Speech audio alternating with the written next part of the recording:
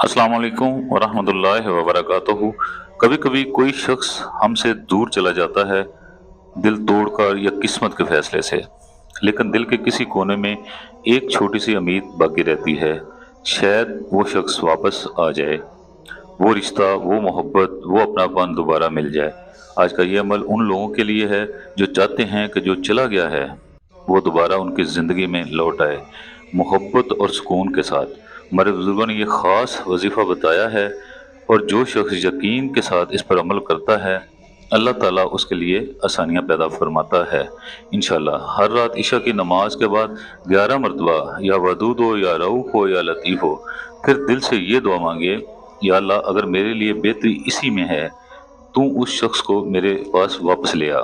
इसके बाद सूरत इखलास 3 मरतबा पढ़िए और दुआ मांगकर हाथ चेहरे पर फेर लें। इंशाल्लाह इंशाल्लाह इस अमल से दिलों के रिश्ते नरम हो जाते हैं, दूरियों का खात्मा होता है, और जो रिश्ते किस्मत में लिखे होते हैं वो दोबारा जुड़ जाते हैं रहमत के साथ।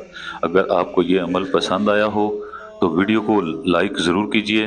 मेरा मकसद सिर्फ 10 सब्सक्राइबर तक पहुंचना है। आप भी इस नेक काम में हिस्सा लीजिए।